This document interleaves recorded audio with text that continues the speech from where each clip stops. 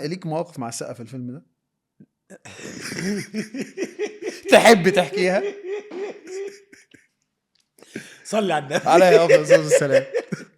سامحني يا احمد. المشهد بتاع اللي هو لما نط من النار. خلاص احنا رايحين واقفين بقى كلنا متجهزين وبتاع وما اعرفش ايه، وهو احنا كنا فعلا درجه الحراره كانت تلج، كانت درجه حراره الميه اللي نط فيها دي 2 تحت الصفر. واقفين كلنا بقى متكتكين خلاص، وهو الادرينالين السقا اقول له اكشن، الادرينالين بيعلى، بقول لك وحياه ربنا تبقى مش ملاحق هو طلع هنا ولا جه من هنا، يعني مش ممكن يعني.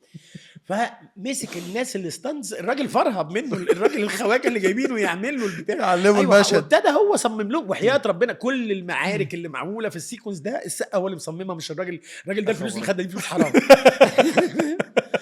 فالمهم قال له ايه، قال له بص انت، هو في ممر بقى كده النار جايه من ورا خلاص، وهو هينط كده هينط في الميه. فقال له في 3 كليبسات هيفرقعوا، تسمع الكليبسه الثالثه نط. ماشي. قال له ماشي. سمعنا الاولى، سمعنا الثانيه، احنا شايفين بقى النار جايه. ماشي.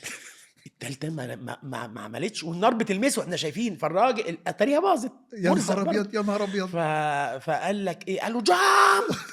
فاللي احنا شايفينه ان في كتله نار في وسطها احمد السقا، لا حول ولا قوه، فقيد الفن العربي يعني، راجعين من غير احمد السقا وراجعين بقى لافينه في علم مصر وهنرجع بيه خلاص.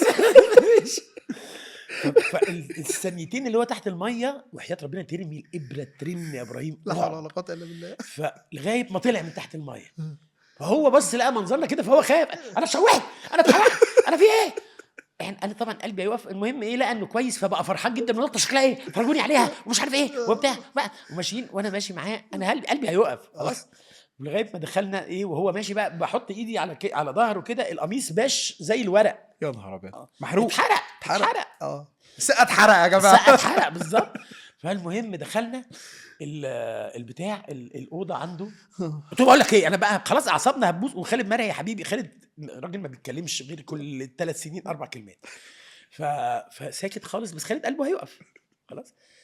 فقلت له بقول لك ايه، انت فرحان بايه؟ على فكره النطه اللي انت عملتها دي محاسن حلو وتعملها احسن منك 1000 مره عشان تبقى فاهم. فبص لي كده، جاب سيره ماما. فقلت له والله العظيم. بعدين عايز اقول لك حاجه، في ممثل اسمه جاكي شان بيعمل كل حاجه بنفسه كده وبتاع، وممثل عظيم اسمه روبرت دينيرو لو نازل سلم هيجيب دوبلير، انت عايز تبقى مين فيهم؟